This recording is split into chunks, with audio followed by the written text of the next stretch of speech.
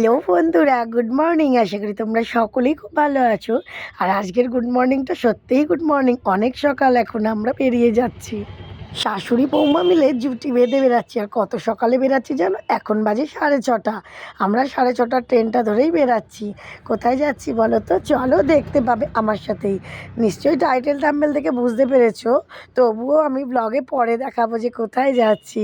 আর ট্রেনে করে যাচ্ছি যখন, হাওয়াতে এত ঠান্ডা লাগছে, কিন্তু বারবার কান থেকে চাদরটা খুলে পড়ে যাচ্ছে। আর বাড়িতে জানো তো, মেয়েকে ঘুম পাড়িয়ে রেখে চলে এসেছি। মেয়ে তো ঘুমাচ্ছে। মেয়ে সকালবেলা উঠলে জানতে পারবে যে মা চলে গেছে। উঠলেই আমাকে ফোন করবে। আর বাবাও ঘুমাচ্ছে। আর এই দেখো, অনেকক্ষণ পর এবার নামার পালা। এক স্টেশন আগেই আমরা উঠে পড়েছি, বুঝতে পারিনি। এই দেখো, নেমে পড়লাম ট্রেন থেকে। এখন বাজে বেশি না, 8:05 মতন। আর এই দেখো, স্টেশনের নাম দেখিয়ে দিচ্ছি তোমাদেরকে, উল্টো করে দেখানো, বাঁশবেড়িয়া।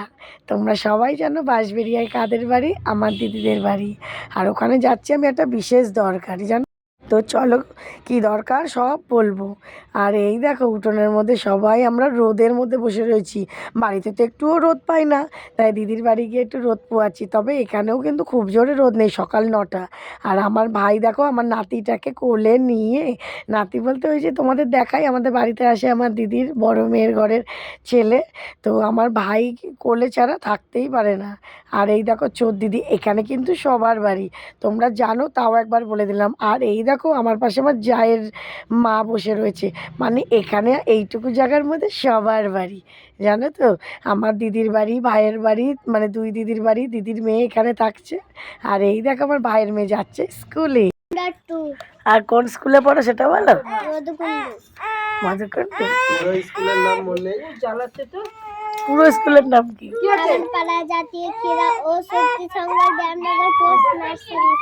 ওরে বাবা! আর তুমি কোন ক্লাস থেকে কোন ক্লাসে উঠেছো একটু বলো। তাই? আচ্ছা, খেয়ে নাও। তো এই দেখো, জামাইবাবু তাড়াতাড়ি করে পরোটা আর আলু ভাজা করে দিল। যেন রাঁধতে খুব ভালোবাসে, আমরাও খেয়ে নিলাম। দারুণ হয়েছে পরোটা, নরম পরোটা, আলু ভাজা। খিদের মুখে যেন অমৃত লাগলো।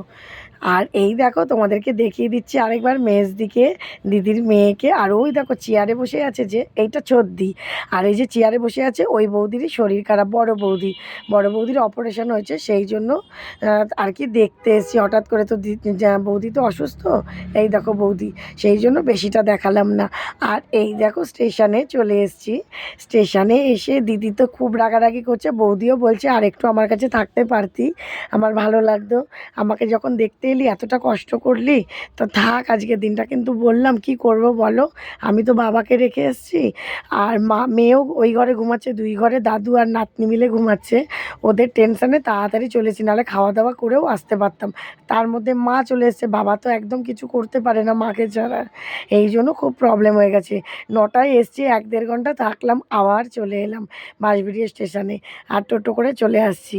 আর এই দেখো, বসার জায়গা পাইনি, প্রচণ্ড ভিড়, ওই জন্য দাঁড়িয়ে আছি। আর লেডিসের হ্যান্ড ও আর কি, হ্যান্ড যেটা ধরে আর কি, কী বলে এটাকে, হ্যাঙ্গার আর কি, হ্যাঙ্গারগুলো আমি ধরে দাঁড়িয়ে আছি। আর কি বলবো, বাড়িতে এসে দেখি তোমাদের দাদাভাই তার কিছুক্ষণ পরেই চলে এসছে। আর কত সবজি নিয়ে এসছে দেখো। সেই সবজিগুলো সব আমি ফ্রিজের মধ্যে গুছিয়ে নিলাম। বাঁধাকপি, ফুলকপি, শিম, তারপরে টমেটো, লঙ্কা, এমন বিনস, মানে অনেক সবজি এর মধ্যে রাখা রয়েছে। সেগুলো আমি সব সাজিয়ে গুছিয়ে নিলাম, ফ্রিজটাকে পরিষ্কার করে নিলাম। বাড়িতে এলেও কি বলো তো, কাজের চাপ যেন কমবে না। কাজ করেই যাও, শরীরটা যেন একটা মেশিন। আর দেখো, কথা বলতে বলতে কাশি হয়ে যাচ্ছে আমার, দেখছো। কি করব বলো, তোমাদের ভয়েস ওভার দিচ্ছি আর আমার ঠান্ডায় যেন গলাটা কামড়ে ধরছে। আর কি করব।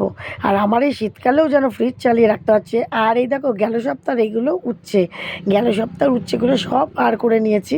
যেগুলো পচে গেছে বাতিল করে দেবো, আর যেগুলো ভালো আছে সেগুলো কেটে রেখে দেবো। তবে আজকে নয়, আজকে অনেকটাই বেলা হয়ে গেছে, কাল করবো এগুলো ভাজা। আর তোমরা তো জানো, আমাদের ঘরে মাছ মাংস ছাড়া রান্না হতেই চায় না, খুব কম। তা তোমাদের দাদাভাই যদি কাল একটু মাছ বা মাংস আনে, এই উচ্ছে ভাজা, মাছ বা মাংস কাল হবে, এটাই মেনু। তো চলো, তাই আমরা মেনে নিলাম যে ঠিক আছে, তাই হোক।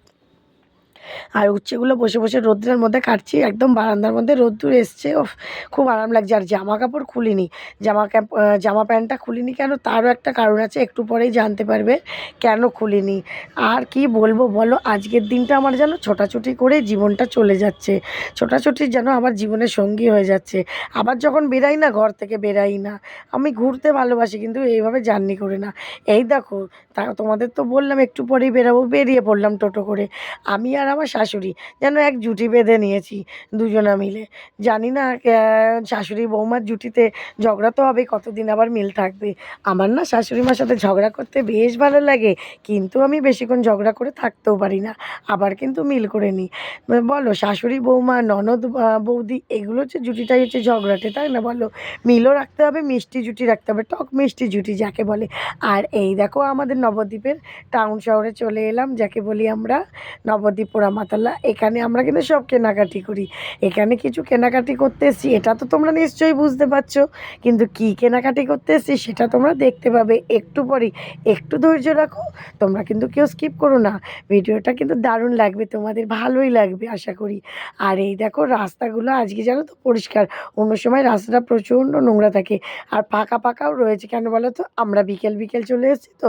এখানে কিন্তু 12 মাসে এই রাস্তাগুলোয় লোক থাকে, কারণ সরু রাস্তা, আর একটু পরে থেকেই এখান দিয়ে গাড়ি ঘোড়া বেশি যাবে, সেই জন্য হেঁটে চলে যাওয়ার মানে জায়গাটাও খুব কম হয়ে যাবে। কী আর করা যাবে বলো। আর এই দেখো, তারপরে বাঁদিকের রাস্তায় আমরা এই যে বাঁদিকের যে দোকানটা, সেই বড় কলসি বাঁধা আছে, এই কাঁসা পিতলের দোকানে আমরা ঢুকবো আর কি, ঢুকলামও। দেখো এই দেখো, তো কিছু হলো না ওই দোকান থেকে বেরিয়ে, মানে মন মতন যেটা নেব সেটা হলো না, সেই জন্য আমরা অন্য দোকানে চলে এলাম। তার পাশেই একটুখানি এগিয়ে, এটাও কিন্তু কাঁসা পিতলের দোকান। তো কী নেব বলো তো, আমাদের জানো বিয়েবাড়ির নিমন্ত্রণ আছে আমার মাসির শাশুড়ির ছেলে, মানে দেওরের। আর দাঁড়াও, তার আগে বলে দিই, এই যে যেখানে আমরা কিনছি এটা কিন্তু নবদ্বীপের কাঁসারি পট্টি।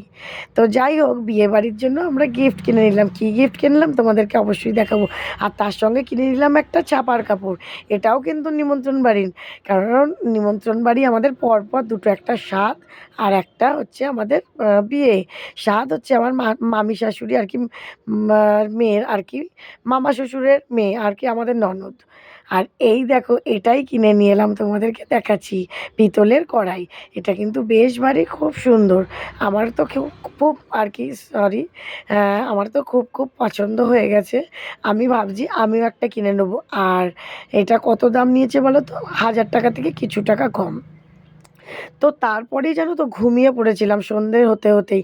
এত শরীরে জার্নিটা সহ্য হয়নি, খুব শরীর খারাপ হয়ে গেছিলো, ঘুম পেয়ে যাচ্ছিলো, চোখ দিয়ে তাকাতে পারছিলাম না। তো সরি, ব্ল্যাঙ্কেটটা মুড়ি দিয়ে ঘুমিয়েছি প্রায় 2-3 ঘন্টা। তারপর উঠে কাজ করলাম 1 ঘন্টা মতন, তারপর চলে এলাম আবার রান্না করতে, কারণ আমরা তো অনেক ভোরবেলা রান্না করে গেছিলাম, সেই জন্য সেই রান্নাটা আর রাত্রে রাখিনি। রাত্রে গরম গরম ফুলকপি মটরশুঁটি কালো জিরে ফোড়ন দিয়ে লঙ্কা চিড়ে ভাজা ভাজা হবে, টমেটো দিয়ে করব। আর মা রুটি করছে, তাও আবার কী দিয়ে জানো তো, ময়দা দিয়ে নরম নরম গোলা রুটি, ময়দার গোলা রুটি। এই দেখো, তো আজকে রাতের মেনু হচ্ছে ময়দার গোলার রুটি আর হচ্ছে ফুলকপি ভাজা। দারুণ কম্বিনেশান, খেতেও খুব সুন্দর, আর আমাদের সবথেকে প্রিয় খাবার। তো চলো বন্ধুরা, আর ভালো লাগছে না, এখানেই ভিডিওটা শেষ করলাম। টাটা। ভিডিওটা কেমন লাগলো অবশ্যই কমেন্ট করে জানাও।